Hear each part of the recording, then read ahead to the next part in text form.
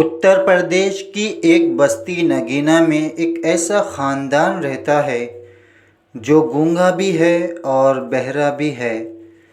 اس خاندان میں کل 9 افراد رہتے ہیں، میاں، بیوی اور 6 لڑکیاں، اور ایک بڑا لڑکا جس کی عمر بھی 13 سے 14 سال کے قریب ہی ہے۔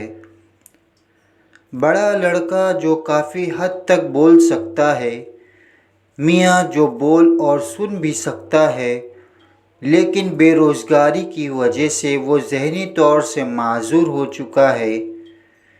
اس خاندان کی حالت اتنی خستہ حال ہو چکی تھی کہ گزر بسر کرنا مشکل ہو گیا تھا۔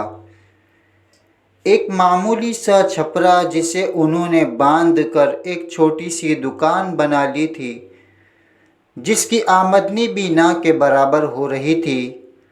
گھر کے عالم کی بات کی جائے تو وہ منظر بھی آپ کا دل دہلا دے گا۔ کھیت کے کنارے ایک کونے میں ان لوگوں نے اپنے گھر کو 4 چادروں سے ڈھکا تھا۔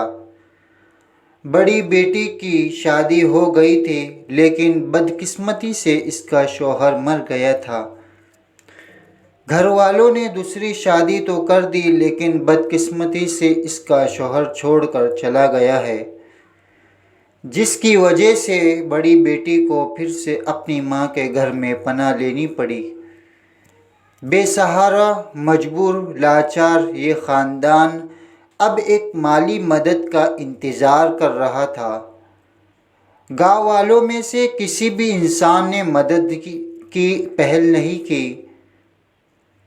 گاؤں والوں میں سے کسی بھی انسان نے مدد کی پہل نہیں کی، لیکن اس خاندان کا حق تھا کہ اس کی مدد کی جائے اور انہیں اس قابل بنایا جائے کہ وہ اپنی زندگی کا گزر بسر آسانی سے کر سکے اور اپنے خاندان کو آسانی سے چلا سکے، بجائے اس کے ایسے لوگوں پر اپنا مال خرچ کرے جو ڈھونگی ہے اور جو اس قابل بھی ہے کہ خود کما کر اپنا گزر بسر آسانی سے کر سکتے ہیں، لیکن پھر بھی مسجدوں اور مندر کے دروازے کھڑے ہو کر مانگنے کا پیشہ بنا لیا ہے۔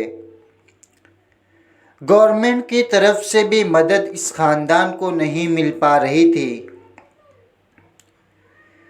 نہ آسرا ہو جب کسی کا، تب آسرا ہوتا ہے صرف خدا کا۔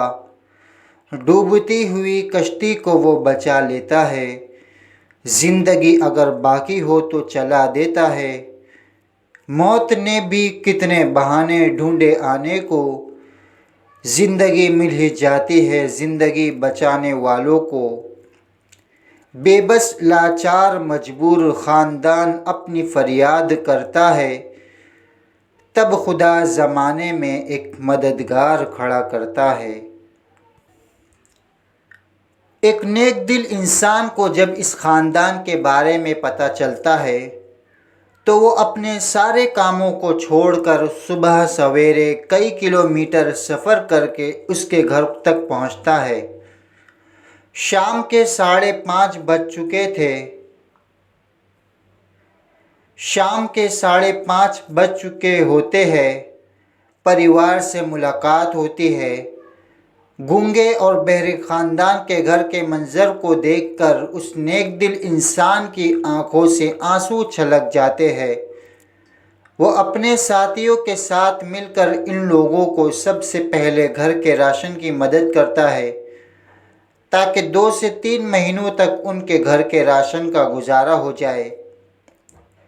اس کی آواز میں ایک ندا ہوتی ہے اور وہ لوگوں سے ایک درد مندانہ اپیل کرتا ہے۔ اس کی آواز پر بہت سارے گاؤں کے لوگ اپنی اپنی حیثیت کے مطابق پیسے جمع کرنے لگتے ہیں اور گونگے بہرے والوں کے خاندان کے گھر کو پکا بنا کر دینے کا عزم کرتے ہیں۔ ایک نیک دل انسان کی کوشش ایک خاندان کے چہروں پر خوشی دینے کا ذریعہ بن جاتی ہے اور وہ لوگ زندگی میں خوشی سے جینے لگتے ہیں۔